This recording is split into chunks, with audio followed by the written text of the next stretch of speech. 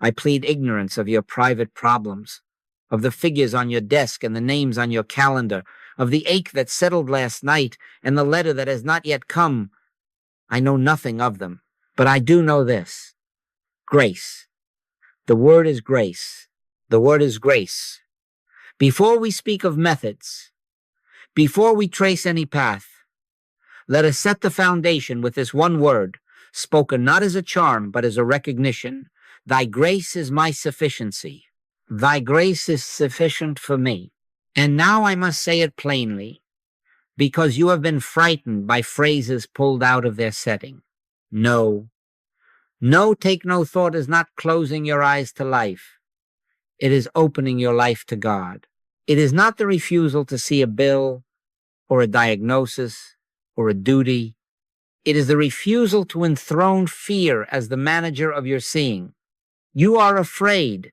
This is denial, escapism, irresponsibility, I know. You hear, take no thought for your life, what ye shall eat. And you think, so I abandon prudence? I let my children go hungry? I ignore injustice? No. Again, no. Take no thought is not a doctrine of blindness. It is a discipline of consent. It is the quiet yes to live from grace instead of fear's logic. You see, fear has its own arithmetic. It calculates tomorrow into the nervous system and demands interest paid today. Fear says, plan by panic, secure by grasping, speak quickly, defend yourself, hoard a little more. And so even your responsible work is poisoned with inward strain, and even your cleverness cannot purchase rest. But listen to the rabbi from Galilee. Consider the ravens, for they neither sow nor reap, and God feedeth them. How much more are ye better than the fowls? And again, your Father knoweth that ye have need of these things. Luke 12. He is not mocking your needs. He is challenging your method. He is saying, you have a Father. Do not live like the nations who have no such consciousness.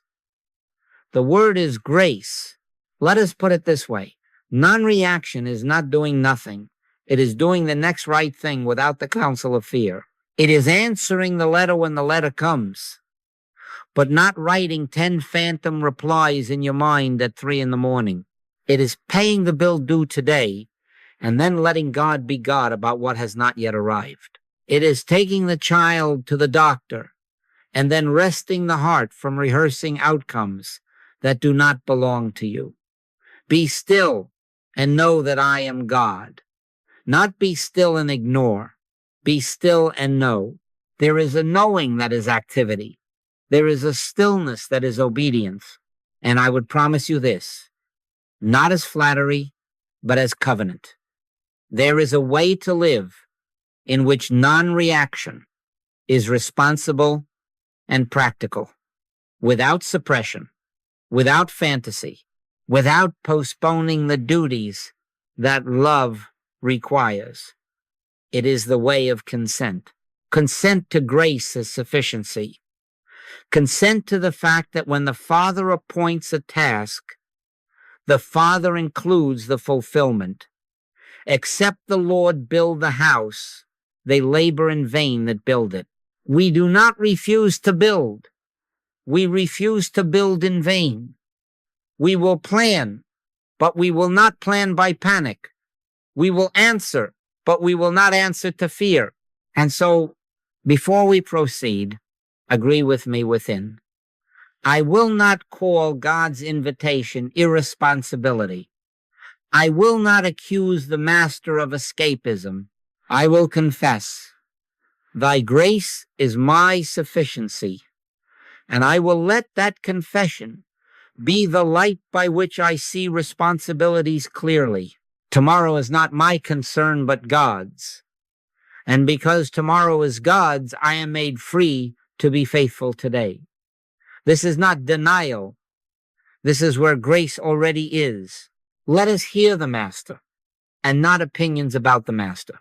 Therefore I say unto you, take no thought for your life, what ye shall eat, neither for the body, what ye shall put on.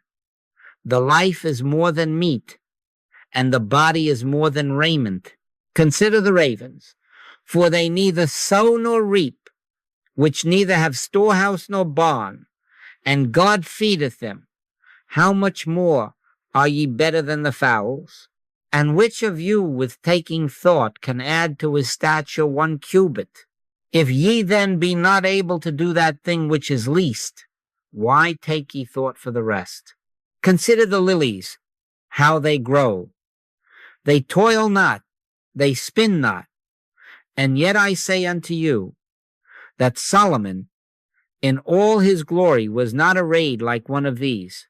If then God so clothe the grass, which is today in the field, and tomorrow is cast into the oven, how much more will he clothe you, O ye of little faith? And seek not ye what ye shall eat, or what ye shall drink, neither be ye of doubtful mind. For all these things do the nations of the world seek after, and your Father knoweth that ye have need of these things. But rather seek ye the kingdom of God, and all these things shall be added unto you. Fear not, little flock, for it is your Father's good pleasure to give you the kingdom. Luke 12:22-32. You see, in that one breath, the entire program of the world is contrasted with the rhythm of the kingdom. The nations of the world seek after these things. That is not geography. That is mentality. It is the method of anxiety, of securing life by strain, of calculating safety by the hour and defending it by the minute. And then the master places beside it the way of sonship. Your Father knoweth that ye have need of these things. He does not say you have no needs. He says you have a Father. He does not say robes fall from the sky and bread grows on kitchen tables. He says, your Father. He says, seek the kingdom. He says, fear not. He says, it is the Father's good pleasure to give you the kingdom. The word is grace. The word is grace. Now, do not misread him. No, he is not licensing laziness. He is not endorsing indifference or the neglect of duty. He is not saying, let your fields lie fallow and your children fend for themselves. He is not commanding you to ignore the hour you must be at work or the neighbor who needs your help. He is ending anxious seeking as your method. He is dismissing worry from the post of manager. He is saying, you may sow and reap, but do not build barns of fear in your chest. You may spin and toil, but do not weave garments of fret for your mind. For which of you by taking thought can add 1 cubit to his stature, 1 moment to his life, 1 atom to his peace? Let us put it this way. Jesus is not describing a technique. He is describing a kingdom, an atmosphere of being. The lilies are not an argument for idleness. They are a window opened to sufficiency. The ravens are not a sermon against sowing. They are a parable of living ungoverned by panic. The contrast is absolute. Nation seeking versus kingdom trusting.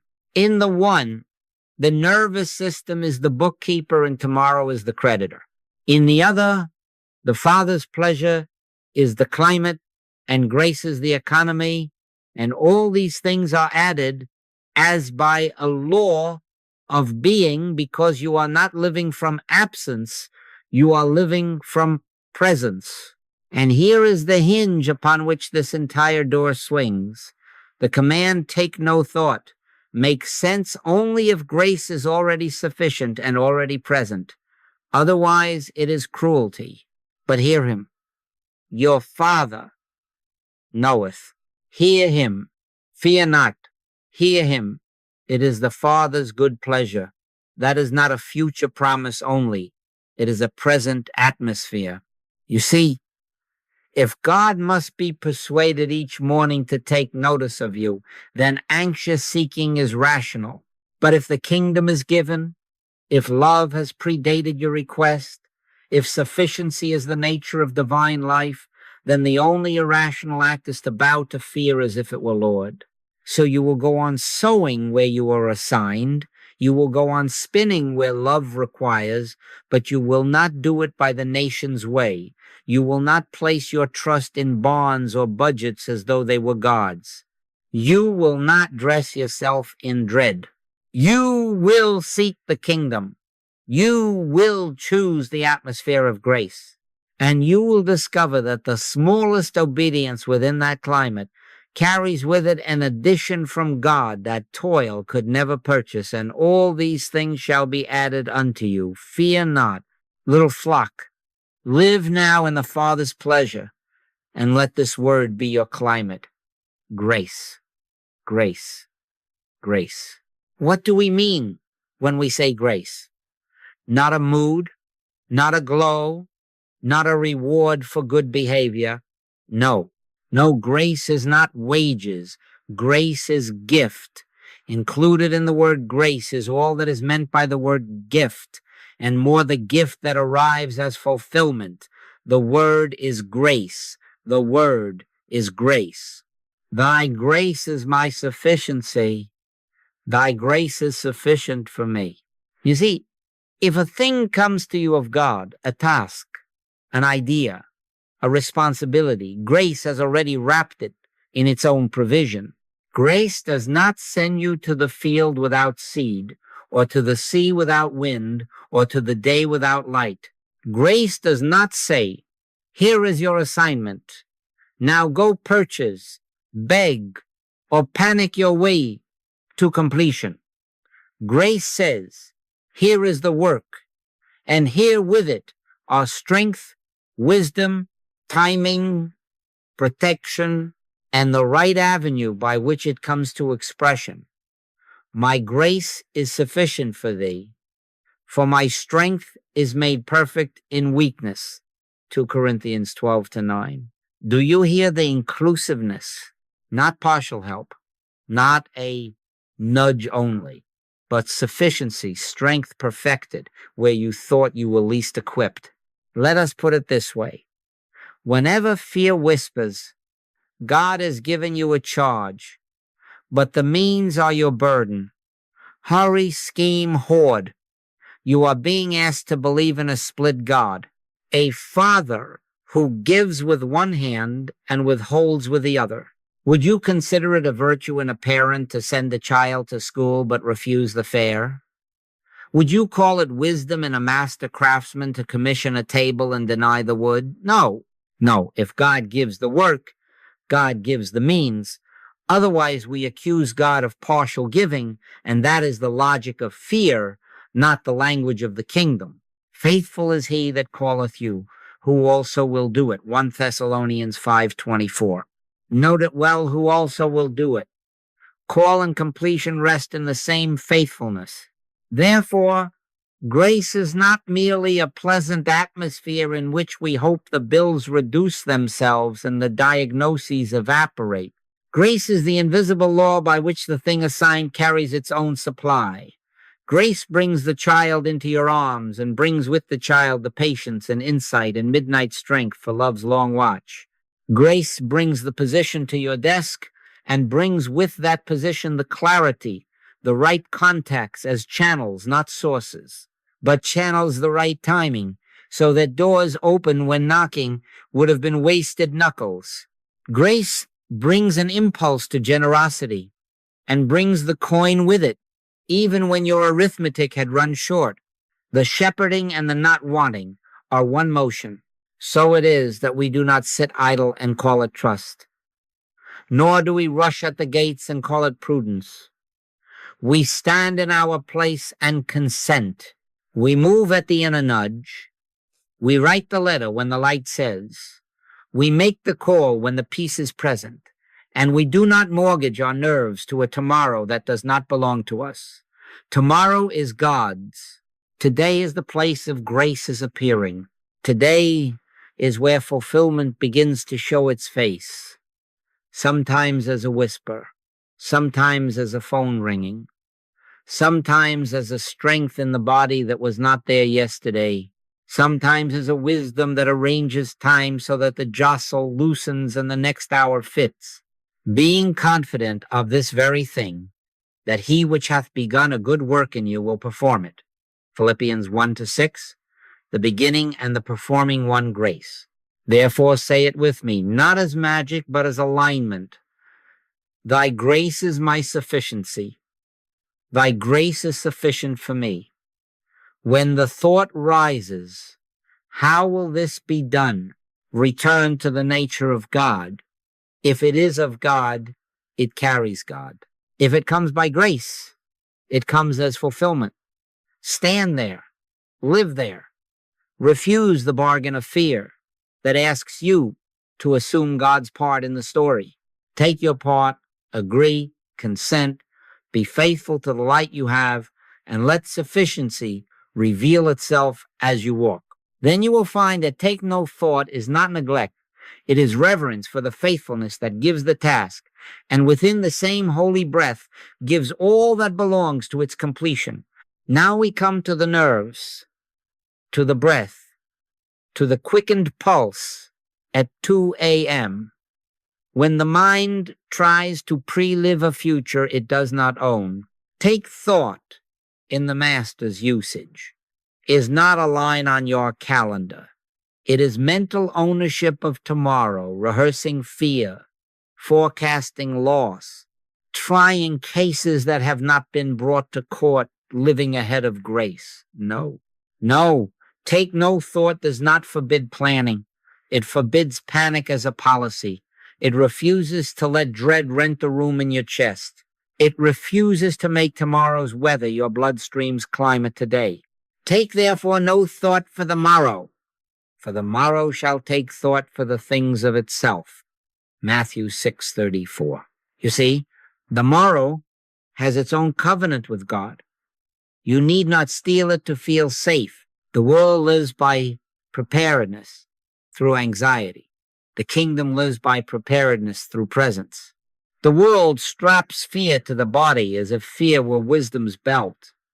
The kingdom fastens peace to the heart and finds that wisdom hangs there naturally. The world practices safety by rehearsing disaster hourly. The kingdom practices safety by dwelling in God hourly, which is to say, you may keep an umbrella by the door. You may set funds aside in their season. You may write the appointment on Tuesday at 10, but you will not worship the outcome. You will not tithe your strength to imagined catastrophes. You will not hire fear as your manager. Give us this day our daily bread. Matthew 6:11. This day. The bread and the day are married, and we are the witnesses. Let us put it this way. Non-reaction is not doing nothing. It is doing the next faithful thing without granting fear a vote. You make the call when the inward yes is present. You decline the argument that your mind scripts at the sink. You take the child to the clinic, but you refuse to sit in the waiting room feeding your nerves with tomorrow's what-ifs. When the market dips, you do not become the dip in your soul. You ask within, is there any step that is mine? And if light answers, you take it. If silence answers, you hold your peace. Be still and know that I am God is not a hammock for the irresponsible. It is a desk for the faithful. Be still and know, and then act from knowing rather than from noise. There is a spiritual law at work here, and it is as tender as it is exact. The moment you stop reacting, you can hear guidance. As long as the wind of alarm is in your ears, the still small voice is drowned, and you know whose voice that is, a still small voice, 1 Kings 19:12. As long as tomorrow is in your nervous system, today's instruction cannot reach you. But the instant you lay down the imaginary lawsuit with the future, a word, a light, a sense, call it what you will, becomes audible. Stand still and see the salvation of the Lord. The Lord shall fight for you, and ye shall hold your peace. Exodus 14:13-14. Stand still does not mean freeze your hands. It means quiet your interior litigations so that the way through parts before you, and it is practical. On Tuesday morning, it looks like this.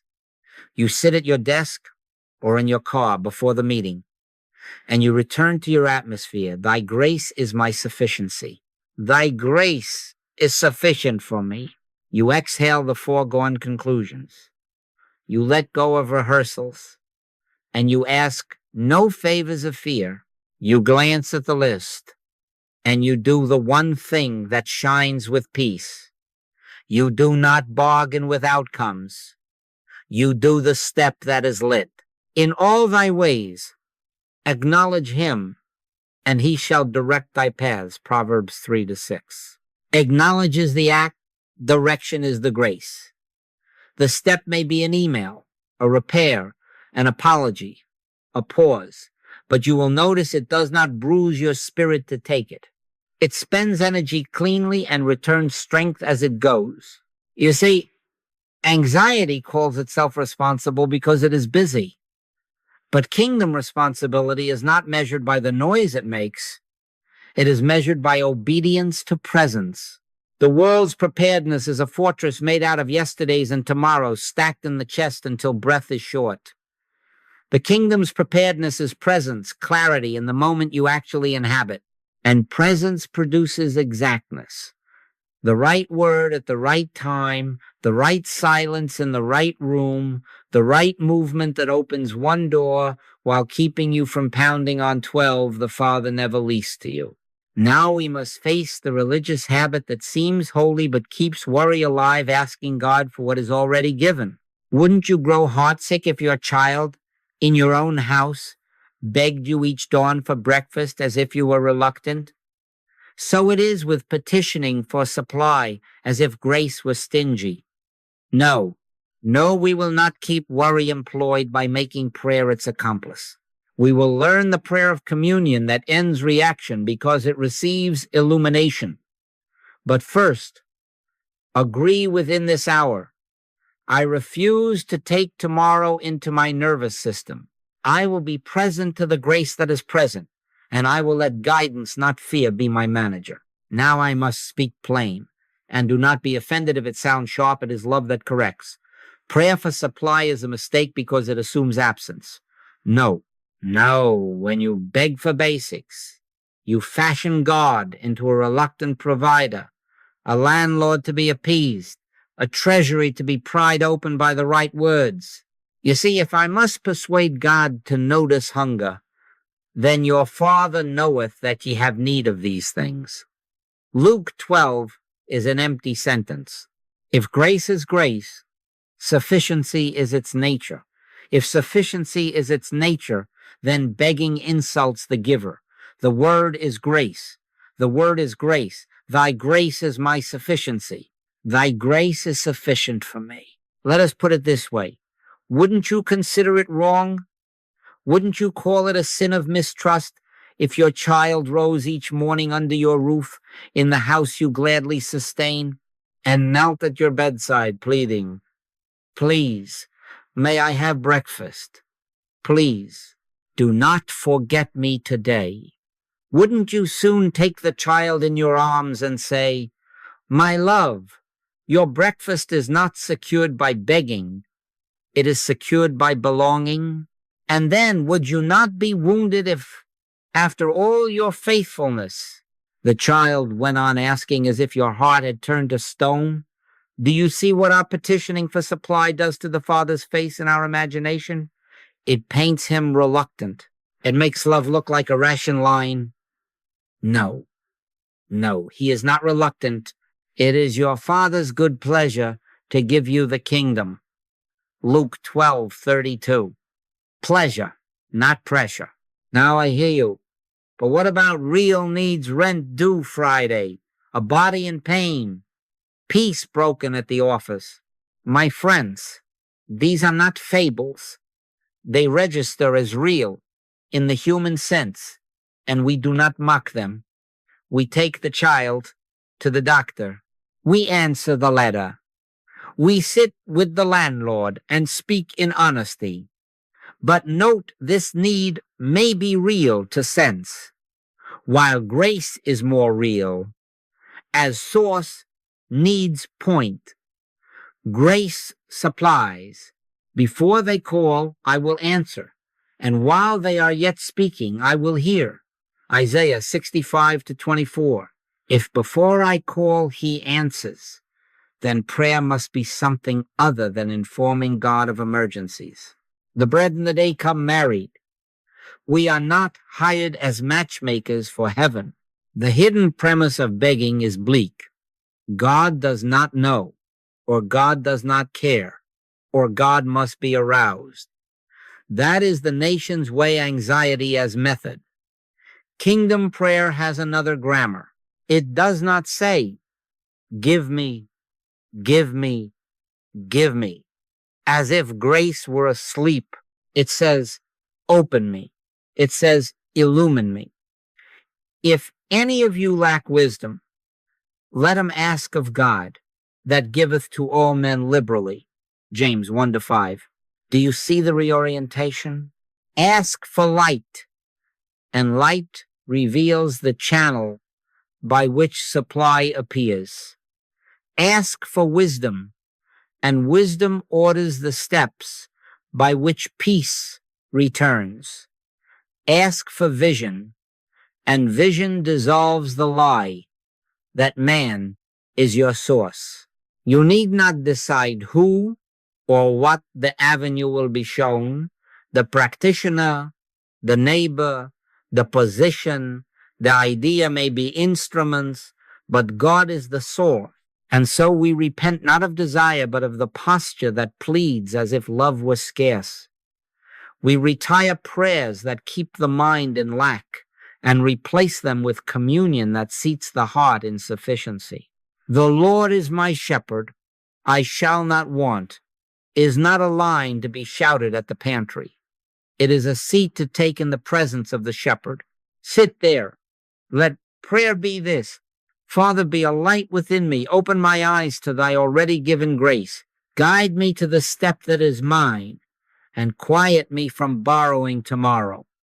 When the heart consents to that atmosphere, you will find that needs are met in order and in time, not because anxiety succeeded, but because grace was allowed to be what it is. Fulfillment arriving as guidance, as timing, as provision, as peace. And now let us learn the better prayer, what to do instead. No. Do not replace begging with more refined begging. Replace it with communion. Prayer is not negotiation. Prayer is companionship. Prayer is not a speech to persuade. It is a presence to receive. You see, the highest prayer known is mutual understanding without words, the soul resting in God and God resting in the soul until light breaks of itself. Be still and know that I am God. Not be still and recite conditions. Be still and know in thy light shall we see light. Psalm 36-9. First light, then sight. First communion, then understanding. First presence, then provision. Let us put it this way. Sit down, no. Rise up within and turn toward the one who already turned toward you. Close the lips if you can. Close the argument surely. Sit as by a mountain stream in the hush of late afternoon and let the water say what you could never say. Or step out once in the night and let the stars do the speaking. Do not hurry to inform God. God is not uninformed. Do not try to arouse God. God does not sleep. Say no words if words keep you in managing. Otherwise say few and say them as breathing. Father, illumine me. Be a light within me. Reveal thy will where I cannot see. Open my inner ear. Speak, Lord, for thy servant heareth. 1 Samuel 3-9. Not my map, not my outcome. Thy will, thy way, Thy win, thy grace is my sufficiency. Thy grace is sufficient for me.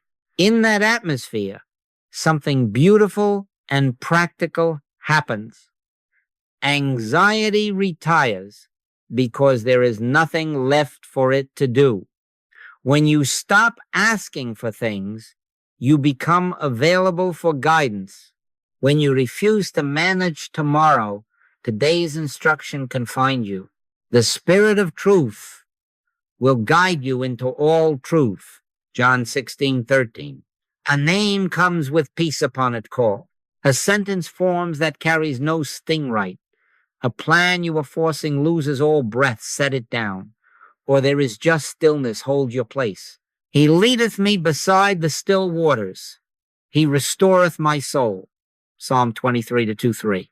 Restoration precedes direction, and from restoration, direction is exact. Do you see how this ends reaction? The mind that communes ceases rehearsing injury or deficit.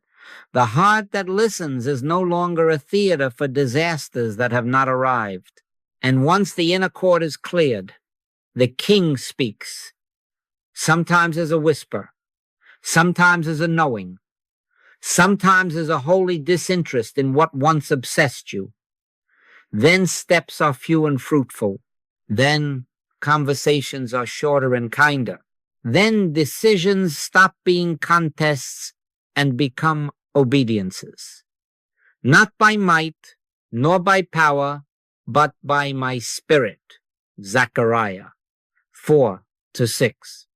Might strains, spirit shows, power pushes, spirit opens. And the way that opens carries its own sufficiency as you go. Practice this, and practice it simply. In the morning before the world begins its announcements, let the soul stand bare and say, Father, be a light within me. I do not ask for outcomes. I ask for sight. Guard me from tomorrow's theft. Guide me in the step that is mine. At noon, when the midday heat of decisions blurs the eyes, turn again in thy light, and in the evening, if there is any residue of the day, step into the cool of the garden stars for candles, silence for him, and say no words. Let mutual presence be the prayer. Draw nigh to God, and he will draw nigh to you. James 4-8. Draw nigh. And the drawing nigh is answer enough to end the fear. You will find, as this becomes your manner, that needs arrange themselves without your bargaining, and avenues appear without your naming them. And now we come to the most practical point. When you stop depending on people and outcomes, when you live in communion rather than in contracts, channels appear without bondage. Grace uses instruments, but you are no one's captive. Hold to communion, and you will see it. The door you could not force swings of itself, and with it comes the quiet knowledge that God was the source all along. Fear not, little flock. The kingdom does not arrive by anxiety, it arrives by presence. And now we must put a great freedom into a single sentence and take it as law for our house. We do not look to each other for anything. We look to God for it. The word is grace. The word is grace. You see, every good and perfect gift is from above. James 1:17. If it is good and perfect as it arrives, it did not originate in an employer's ledger or a client's whim or a spouse's mood or an audience's applause or an algorithm's favor or an economy's weather. Those may be avenues. Those may be instruments. Those may be channels. But God is the source. Cease ye from man, whose breath is in his nostrils. Isaiah 2:22. Do not make a source out of a nostril. Do not demand eternity from a lungful of air. Let us put it this way. The practitioner who prays with you is not your supply. He is an avenue by which the grace that already is makes itself seen.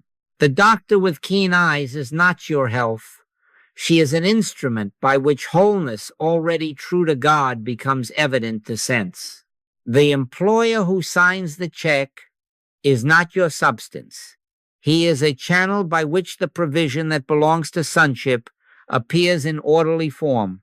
My help cometh from the Lord, which made heaven and earth, Psalm 121-2.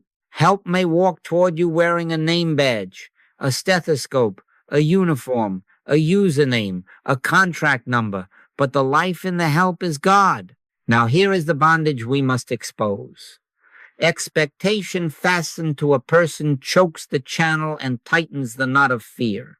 The moment you say, it must be this firm, this buyer, this audience, this boss, this platform, this friend, or else, you have taken tomorrow into your nervous system and you have enthroned the human as your God. And gods made of dust always fail their worshippers. No, do not decide who or what. Let grace choose the avenue. You see, when you insist upon one door, you glare at it until you miss the three that just swung open behind you. When you rehearse that one payer's delay, you do not notice the idea rising that would render that account a footnote. When you clutch a relationship as your peace, you wring the peace out of it and call the corpse love. Apply this as you rise on Tuesday. Your employer is not your supply. Render honest work, yes, and keep your conscience clean. But refuse the inner vow that says, if this person falters, I am undone. Your spouse is not your comfort. Love them freely, serve them kindly, but do not strap on the harness that makes them carry your joy. Your audience, be it 10 faces in a room or 10,000 on a screen, is not your significance. Offer your gift as obedience, not as currency to buy worth. The algorithm is not your providence. Publish when guided. Learn the craft you must learn, but do not bow to the code like an idol. The economy is not your weather. Sow in your season, steward in wisdom, but do not make headlines your climate. It is better to trust in the Lord than to put confidence in man. Psalm 118-8. Confidence in man makes man your ceiling. Trust in God makes channels many and bondage none. There is a sweet practicality in this. The instant you stop deciding the who and the how, the soul unwinds, and avenues begin to appear without your bargaining. A canceled meeting becomes an introduction you hadn't time to make. A rejected proposal turns into a revision whose clarity opens another office entirely. A check delayed loses its power to thin your breath because a different order arrives through hands you never thought to name. And if the body needs attention, you will be led cleanly. This doctor, this clinic, at this hour, and you will not make an idol of the white coat. You will bless the instrument and praise the source. Except the Lord build the house, they labor in vain that build it.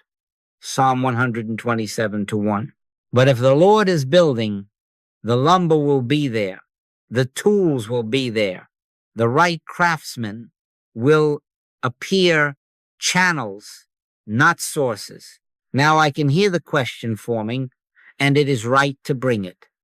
But isn't this irresponsible? Shouldn't I insist on fairness, on payment due, on accountability in the marketplace and in the home? We will take that up directly, because the kingdom does not baptize injustice. For the moment, anchor this distinction. You may send an invoice. You may appeal to a policy. You may correct an error. You may even change employments or address a wrong in court if light within directs, but your heart will not lean upon the arm of flesh while you do it. Jeremiah 17-5. You will not poison your prayer by fastening outcome to a particular person's compliance. You will not put your future in bondage to a debtor's timetable. You will act in truth, and you will leave your supply with God. Agree every day that no man owes you anything. Say it to loosen your own knots. Do not hold them in bondage, and you will not be their prisoner either. Bless the channels that appear. Release the channels that close. Keep the source as your atmosphere. Then you will find that people become easier to love, easier to serve, easier to part with when seasons change, because they are no longer altars upon which you must burn your peace. My God shall supply all your need according to his riches in glory by Christ Jesus. Philippians 4:19. According to his riches, not theirs. And when that is your climate, you will breathe again, and you will see again, and you will move through a world of instruments without chains on your wrists, because grace, grace, grace is your sufficiency. Now, about that question we promised to face. Is this denial of injustice? Are we to pretend wrong isn't wrong? No. No, do not misunderstand the kingdom. We do not excuse wrongdoing. We do not baptize injustice with silence. We do not call bittersweet. We refuse only this. We refuse to let fear and resentment become our masters. We refuse to let injury write our identity. We refuse to become in our own nerves the very thing we are reacting to. Keep thy heart with all diligence, for out of it are the issues of life. Proverbs 4:23. Heart keeping is the matter at hand. You see, much of what passes for harm in our life continues not because of what was done to us, but because of what we continue doing within. The act may have been done yesterday, but the courtroom is still in session in the mind today and tomorrow and next week, and we ourselves are judge, jury, and prisoner. That is not justice. That is bondage. The wrath of man worketh not the righteousness of God. James 1:20. Wrath can punish. Wrath cannot heal. Panic can move furniture. Panic cannot set a house in order. When you feed on the injury, you become its host. When you host it, you carry its contagion. Grace will have none of it, because grace is sufficiency, and sufficiency cannot share the throne with resentment. Let us put it this way. You can make the call. You can set the boundary. You can file the report. You can seek counsel. You can go to court if light within commands, without hatred, without obsession, without leaning the whole of your future on a verdict. Be angry and sin not. Ephesians 4:26 is permission to feel the heat of the moment without burning down your own temple. Kingdom practice separates outer action from inner reaction. Outer action may be direct, timely, even firm. Inner reaction remains quiet, guided, free from the fantasy that your peace must be purchased with someone else's humiliation. Vengeance is mine, I will repay, saith the Lord. Romans 12:19. Leave vengeance where it belongs, and you will find clarity to take the steps that are yours without poisoning the well from which you must also drink. Now, this is where grace reveals another of its inclusions. I told you, included in grace is all that is meant by the word gift. Hear me again. Grace also includes forgiveness. Forgiveness is not a favor we extend to misbehavior. Forgiveness is liberation from the false belief that any man is your provider or your destroyer. As long as you hold them in that role, you chain your peace to their reform and your supply to their payment. Father, forgive them, for they know not what they do, Luke 23:34. And let us add the truth the Spirit teaches. They know not what they do to themselves. Ignorance of grace injures first the one who acts in ignorance. Having accepted God as our being, we cannot be finally injured by the confusions of another. We can only be enlisted by fear into injuring ourselves. Forgiveness cuts that enlistment. Forgiveness says, I release you from carrying my tomorrow. I release you from authoring my identity. I release you from owing me peace. And do not fear that forgiveness disables justice. No. No true forgiveness clears the vision so that justice can be pursued without the tremor of hatred. With a quiet heart, steps become exact. You will know when to speak and when to be silent, when to escalate and when to walk away, when to gather witnesses and when to let the dust settle. Be still and know that I am God. Psalm 46:10 is the altar on which unclean fires go out. From that stillness, instruction comes, and it comes clean. So we do not deny injustice. We deny it the right to live in us as our atmosphere. We refuse to wear another's confusion as our clothing. We will act, but we will not react. We will correct, but we will not consume ourselves with the correction.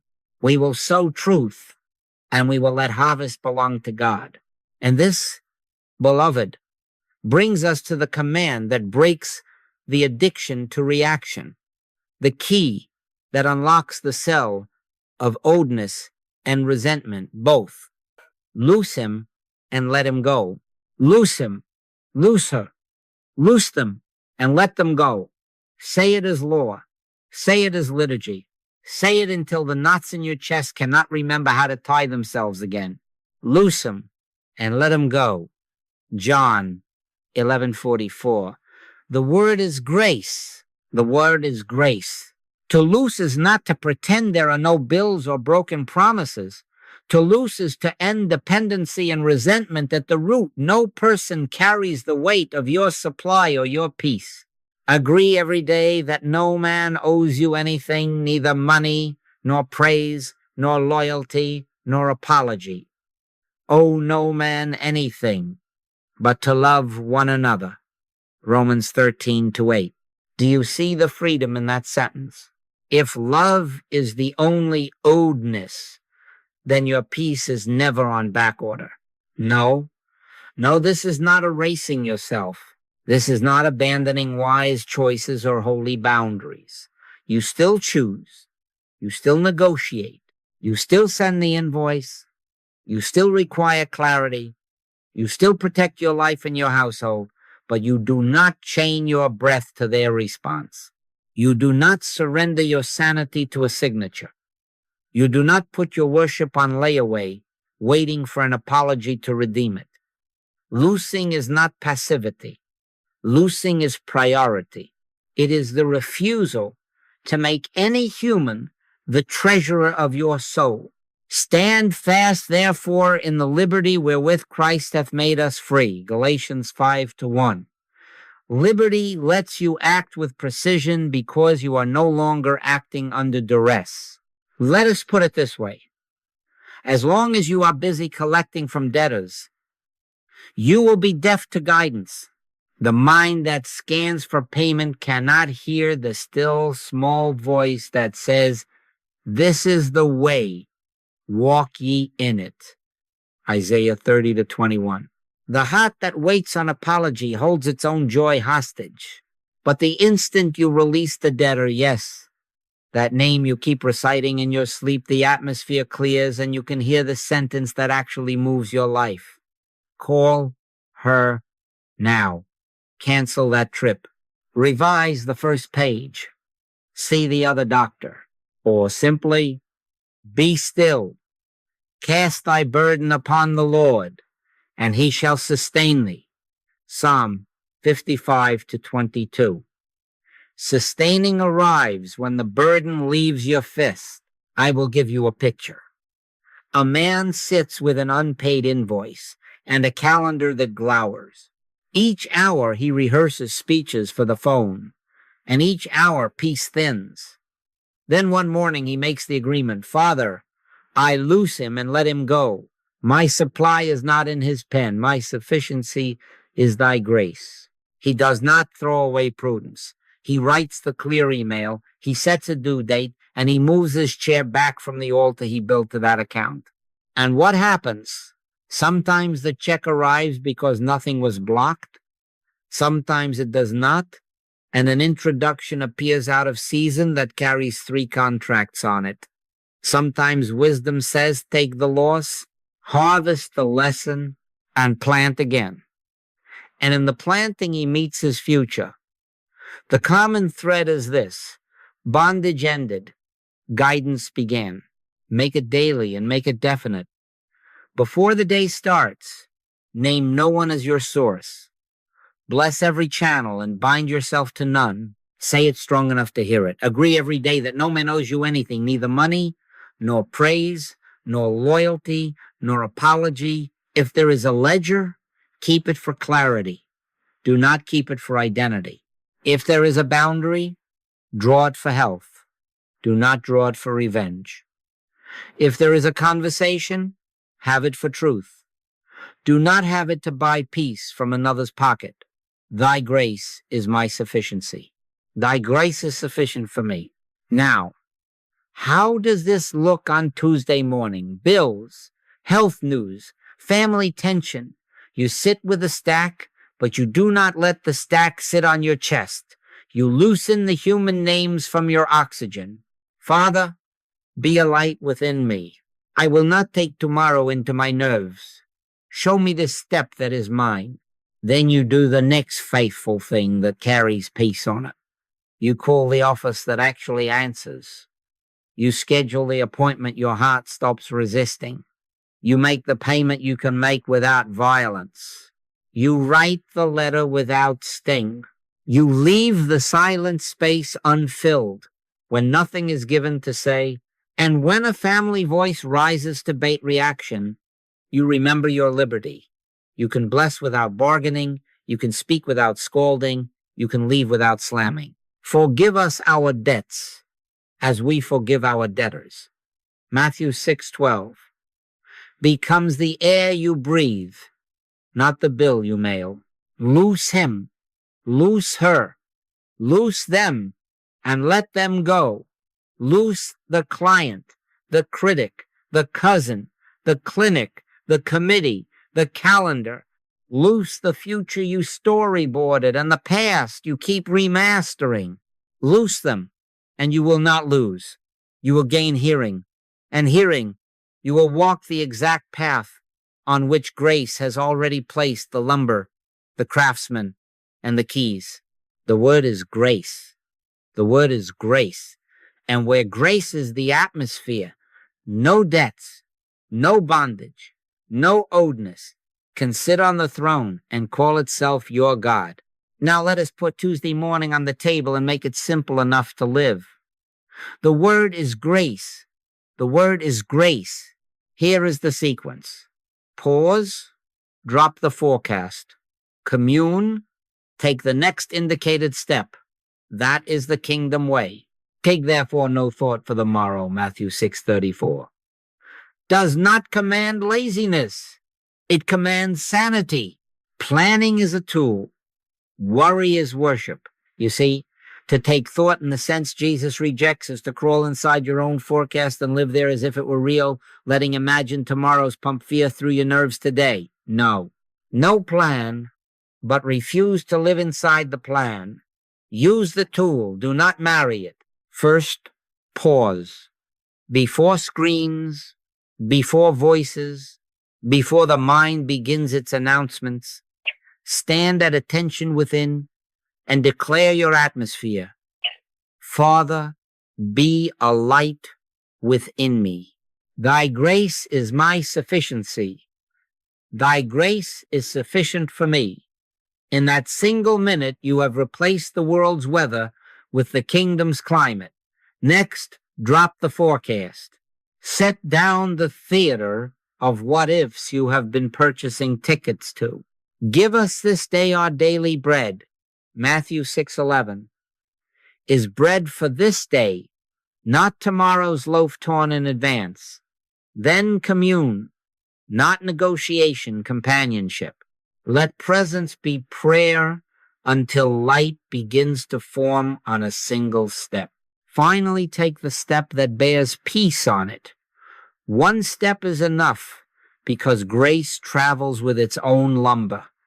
As thy days, so shall thy strength be.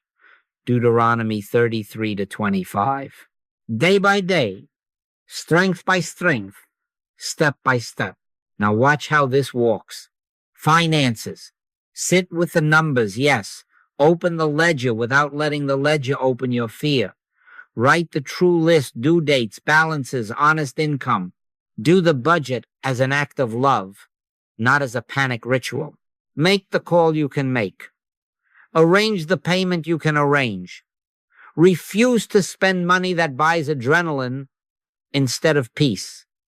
And then release the remainder into the hands that fed Israel in a wilderness. Except the Lord build the house. Psalm 127-1. As the task appears, the provision appears often at the last hour, always at the right hour. Do not decide who or what. Expect fulfillment to meet you on the road. Obedience is walking.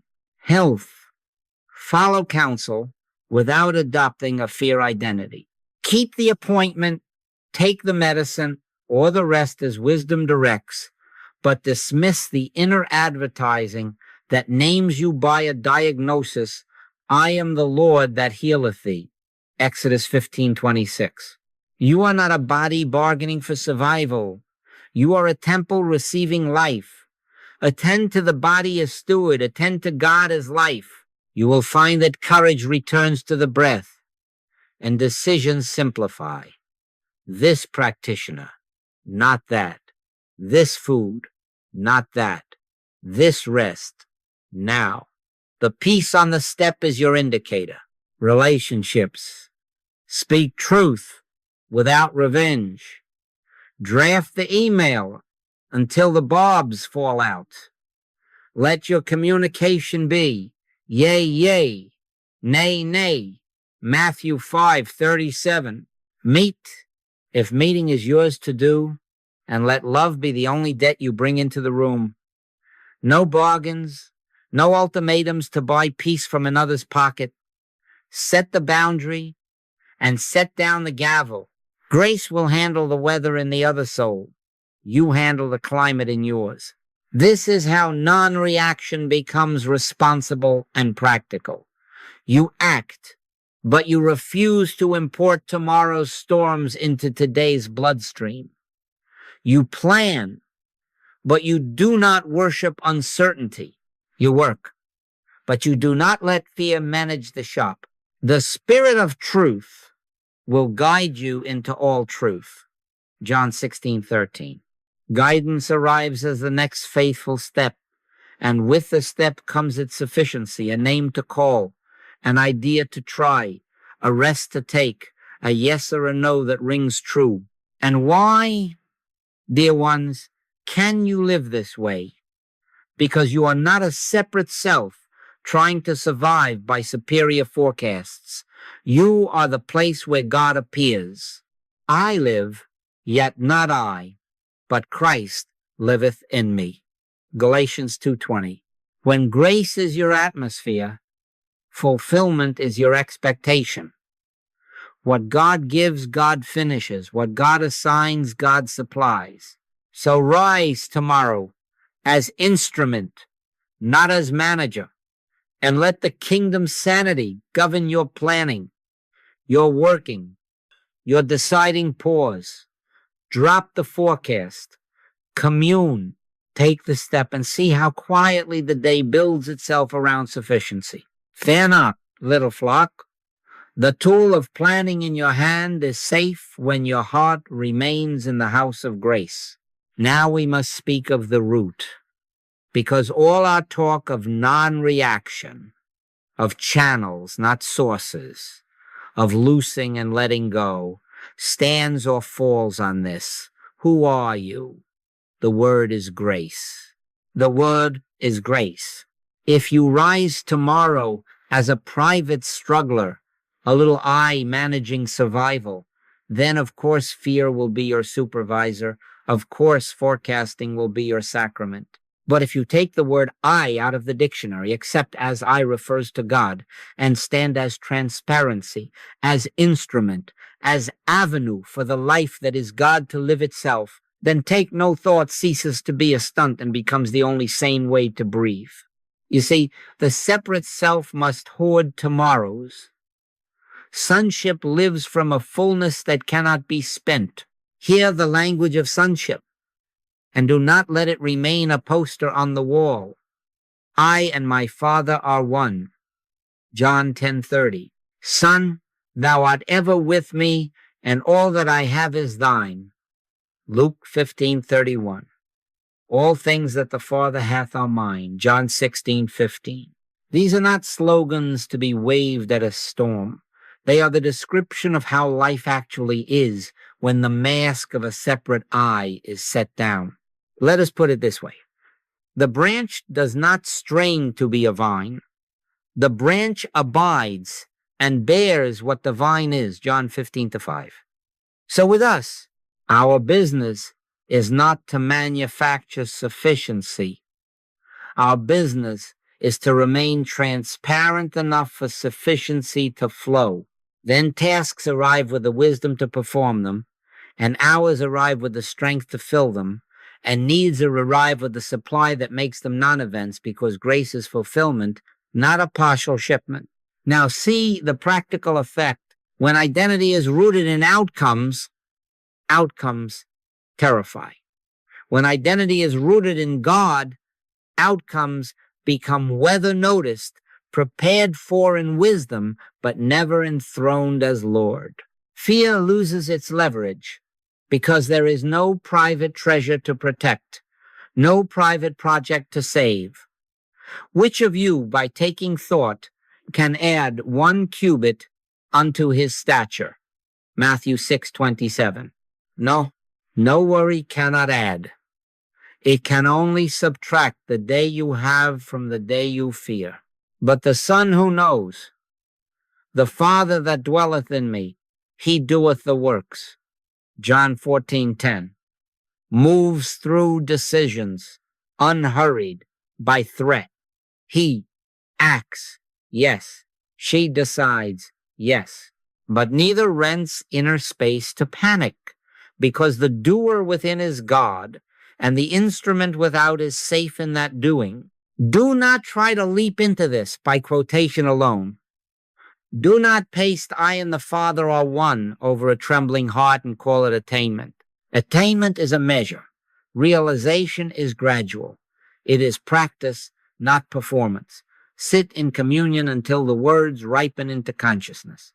We all, with open face, beholding as in a glass, the glory of the Lord, are changed from glory to glory. 2 Corinthians 3:18. Behold and be changed. Abide. And find that the sense of a private manager dissolves, not because the mind shouted louder verses, but because presence filled the room and the little eye found nothing left to supervise. And then watch Tuesday. An insult comes. The old I climbs into the judge's chair. But you remember, I am not the court. I am the temple. Pause. Drop the forecast of what this means for your future. Commune, and let the sentence rise that is clean. Speak truth, or be silent, and be finished. A bill comes due. The old I begins to bargain with 6 names on a list. You remember? Channels, not sources. And the Father within doeth the works. You act in order. You refuse bondage to a pen. A report from the clinic arrives. The old I reaches for a fear identity. You remember, I am the Lord that healeth thee. Exodus 15:26. Attend wisely and worship rightly. In each case, the lever fear once used to move you no longer fits, because the fulcrum, the separate I, is gone. All of this gathers itself again in the voice of Jesus in Luke 12. Fear not, little flock, for it is your Father's good pleasure to give you the kingdom. Luke 12:32. not rent you a corner office in it. Give you the kingdom. The word is grace.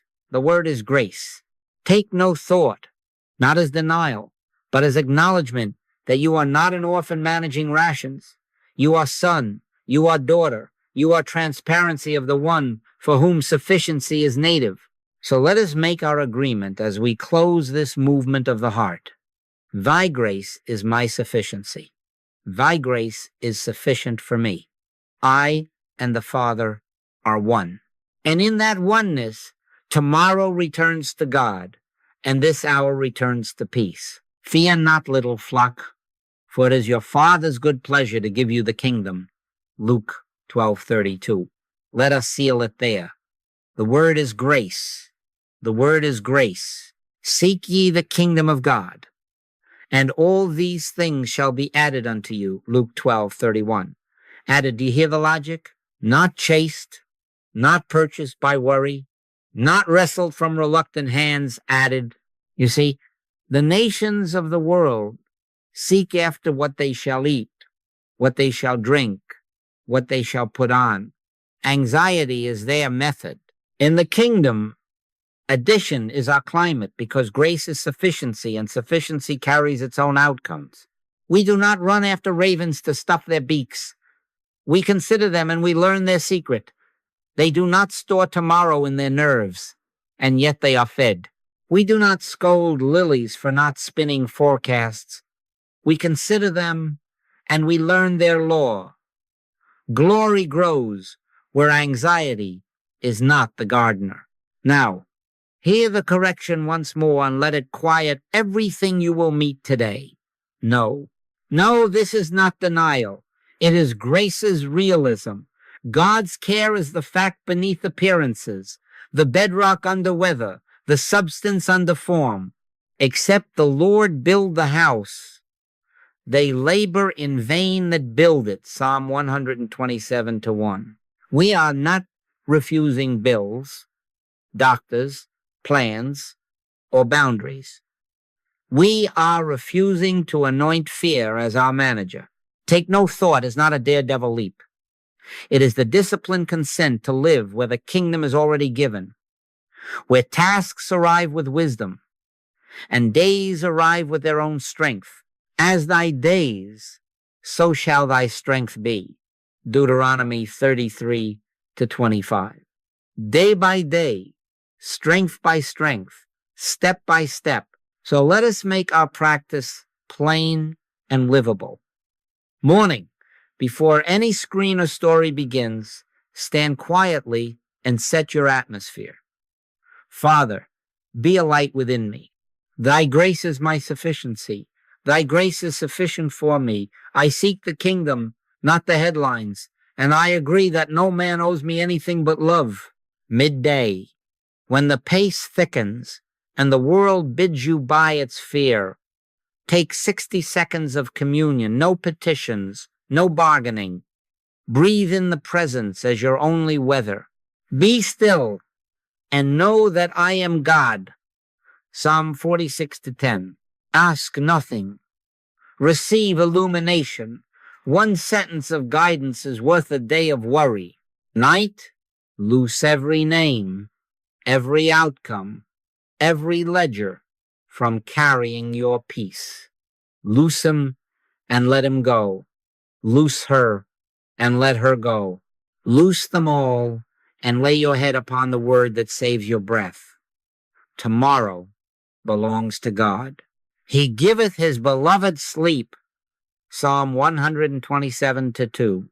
Make the affirmation embodied. Feel it. Fill the room you are standing in.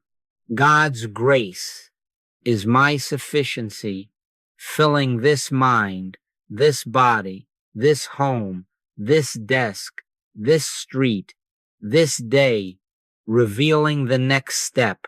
God's grace fills these hands for the work before them. God's grace fills this mouth for the word appointed. God's grace fills this hour so that nothing frantic need be imported from an imaginary tomorrow. Do the next faithful thing that bears peace on it, and let addition do its quiet work, avenues you did not choose, instruments you did not script. Provision you did not coerce.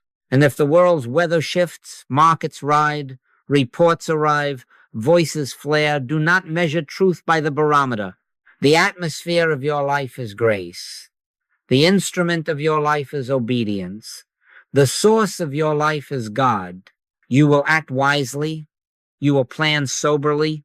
You will love freely, but you will not rent the temple to panic. Which of you, by taking thought, can add 1 cubit unto his stature? Matthew 6:27. No addition comes by grace, and grace is given. So live today in the kingdom atmosphere. Commune, release, and let grace's sufficiency replace reaction as your default. Seek the kingdom, and let these things line up as they must. Rest in the Father's good pleasure. Fear not, little flock. Tomorrow belongs to God, and this hour belongs to peace.